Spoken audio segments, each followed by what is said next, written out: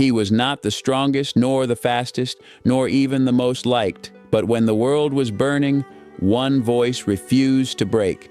That voice belonged to Winston Churchill, the man who stood against Hitler when even hope seemed impossible. This is not a story of war, it's a story of unyielding will forged in doubt and fire.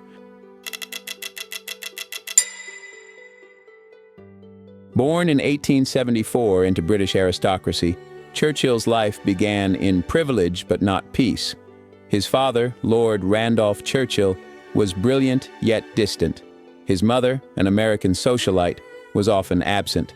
As a child, Winston struggled in school, called lazy, careless, even stupid. Teachers dismissed him, but he had one weapon: defiance. He once said, "I am always ready to learn, although I do not always like being taught." That defiance would become his destiny. He graduated from military academy near the bottom of his class, yet he hungered for adventure: Cuba, Sudan, India, places where courage could prove his worth. He wasn't born great. He built himself battle by battle.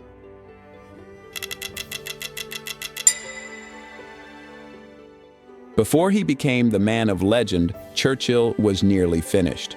In World War I, he led the disastrous Gallipoli campaign, a mission that failed and cost thousands of lives. The public turned on him. He was humiliated, forced out of government, branded as reckless. But instead of retreating into comfort, he re-enlisted as a soldier and went to the front lines in France. He wanted redemption, not through words, but through blood and sweat.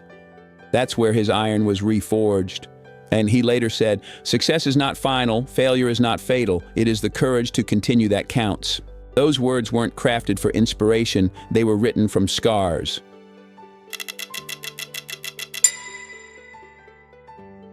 By the late 1930s, the world was slipping toward darkness again.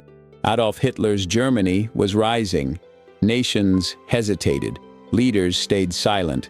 But Churchill saw it coming and shouted when no one would listen. For years he was mocked, labeled paranoid, dismissed as a relic, and then war began. Britain stood alone. France had fallen. Europe was under Nazi control. The world waited for Britain to surrender. But Churchill stood before Parliament and said what no one dared to say: "We shall fight on the beaches, we shall fight on the landing grounds, we shall fight in the fields and in the streets. We shall never surrender." Those words didn't just move a nation, they ignited one.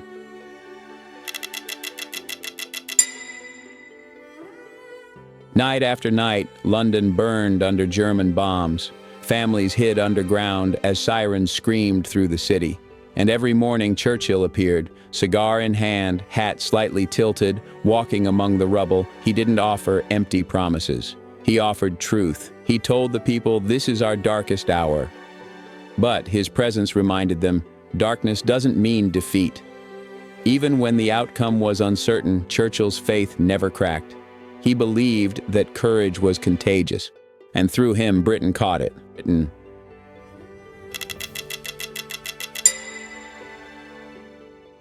By 1945, the Allies were victorious, but Churchill knew victory was more than winning wars. It was preserving humanity in the face of hate. He helped shape the post-war world, warning about the Iron Curtain long before anyone else would listen. He wasn't just a wartime leader, he was a prophet of resilience, one who saw beyond the battle. Winston Churchill's life was proof that leadership isn't about popularity, it's about principle. He made mistakes, faced ridicule, and lived with doubt, but he never stopped believing that words, when spoken with courage, could move mountains. He showed that true strength doesn't roar, sometimes it speaks. Through one calm, unshakable voice in a storm of fear, he once said, "If you're going through hell, keep going." And that's what he did, for himself, for his country, and for freedom. Winston Churchill didn't win every battle, but he taught the world how to stand tall when all else falls apart. Because sometimes all it takes to save the world is one man who refuses to surrender.